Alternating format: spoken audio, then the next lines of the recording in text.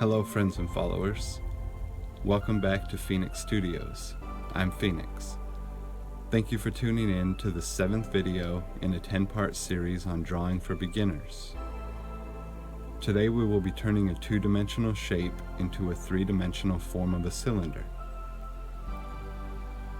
As you work on this sketch and all the sketches you do, remember to be patient with your drawings. These techniques take time and a lot of practice to grasp. Also, keep in mind that these are sketches and they are for practice. Therefore, they do not need to be perfect. Today we are not going to get into perspective and vanishing points and things like that.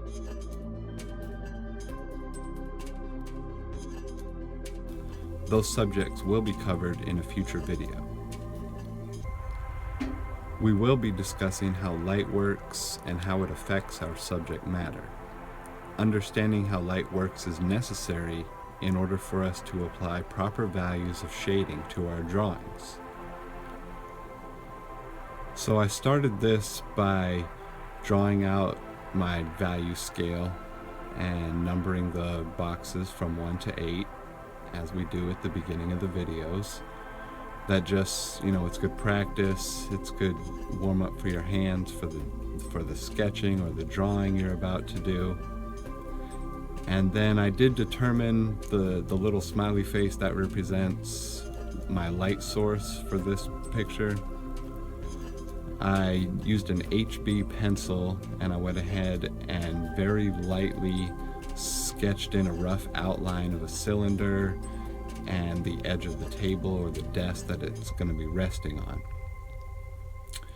Using my light source, I determined where my cast shadow would be for the object. The cast shadow is going to be the shadow that's cast by the fact that the object itself is blocking the light from reflecting off of the surface that it's resting on. That's going to be the darkest portion of your drawing. So I like to start with that area so that I can sketch it in and determine what my darkest value is going to be. That way I can work from there. Everything else in the picture needs to be lighter than that cast shadow value.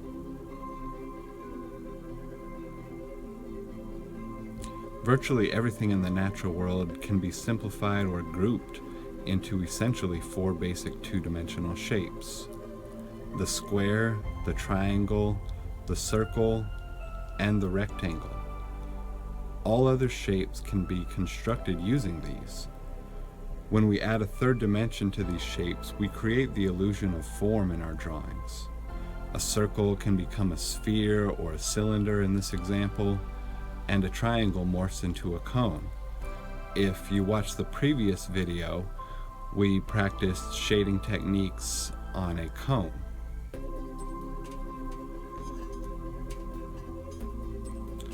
So in this area, I'm using an HB to roughly lay down some graphite on what is known as the core shadow. This is the area of the object that's going to be in the darkest shadow values. So I'm just kind of roughing in the areas where there will be some shadows of various tones and deciding where those tones will be. I'm just using light pressure here, an HB and a 2B, and just layering those on top of each other with varying degrees of pressure. Just laying in those values. Where the core shadow edge meets the top, that's going to be our area of highlight. That'll be the lightest area on our object, that top portion, and also the right side of it as it bends around towards the light. That area is going to come into highlight and be our lightest areas.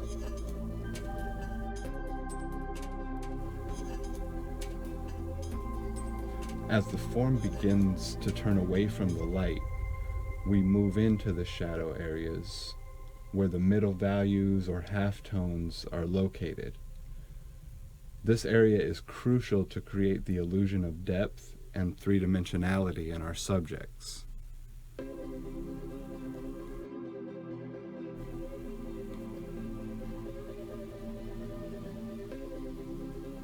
When we discuss light and shadow, we begin to touch on the core subject of art. The true subject of art is light. Artists study the effect of light falling upon the subject, revealing a pattern of light and shadow on the form. When you are able to depict this accurately in your drawings, you powerfully communicate the illusion of realism. That's why we want to be sure to practice our shading and apply the correct tones in order to achieve light and shadow. So you'll want to practice this exercise and all these exercises that we do repeatedly, and you'll continue to improve. Practice makes progress. Now that practice includes the value scale, the different shading techniques, such as hatching, cross-hatching, circulism, some of the things we went over in some of the previous videos. So you'll just want to continue practicing sketching these basic shapes and then turning them into three-dimensional objects using our shading and our blending, our understanding of light and how it's hitting our object towards the bottom of the cylinder, and along the left side you'll notice it's a little lighter as I shade. That's because these areas have reflected light in them.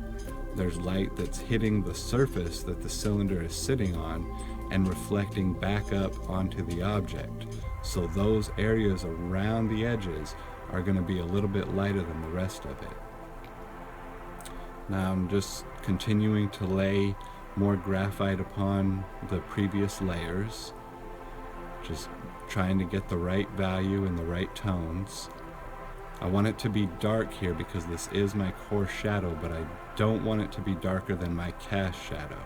My cast shadow will still be the darkest point. Here I'm using an HB pencil to just very lightly lay down just a little bit, a hint of graphite on this top portion that is mainly in direct light, but not quite, so it will have a slight shadow to it. But I'm just using very light pressure. Now I'm adding some hatching to follow the contour of the cylinder and give it a more round looking texture.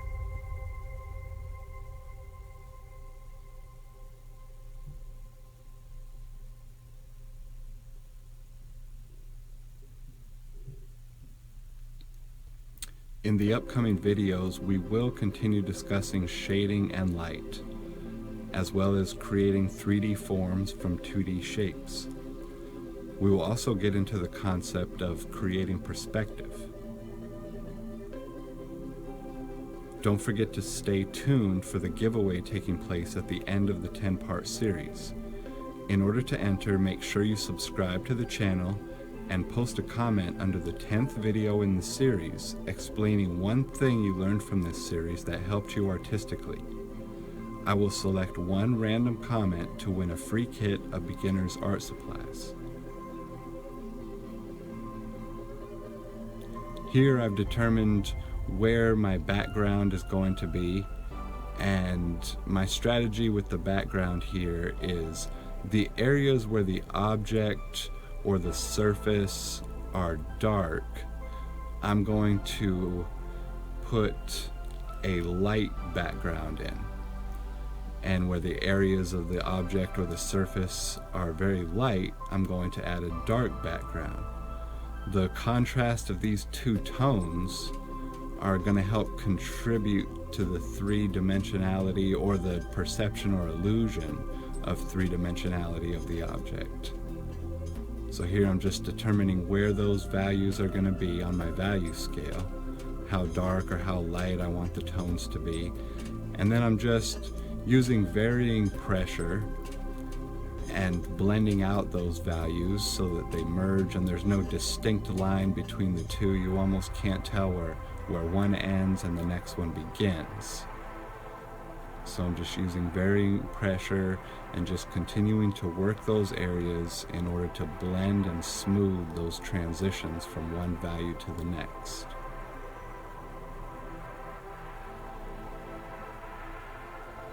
Using a 6B pencil here to refine the edges of the surface, the tabletop or the desktop. Just continuing to lay in graphite using a number 4B pencil here. I already knew that I wanted those areas to be a little darker simply because the surface of the object was so light in those areas.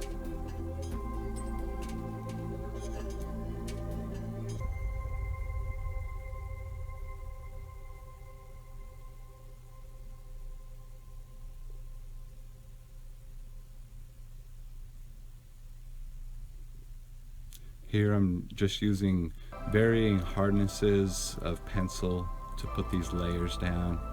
I'm using 4B. I switch over now to a 6B for that edge and that darkest corner. As the background goes down towards the cylinder in that bottom corner that I'm working on now, I want to make sure that's a little darker, and then it transitions out to a lighter value. Now I'm just using my HB, coming back in to lay down some tones on the surface of the table. Just using a very light pressure, and I'm going to transition that cast shadow out a little more so that it blends into the surface a little better, so there's not such an abrupt change there. As always, I want to thank you for watching, and I do look forward to our next session.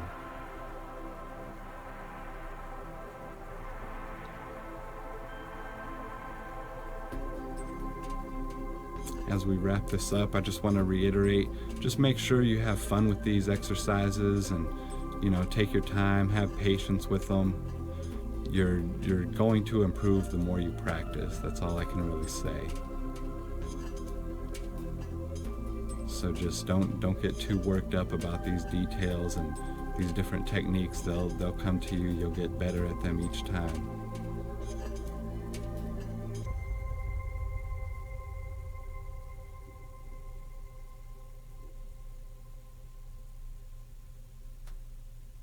Now it's your turn. Go create something.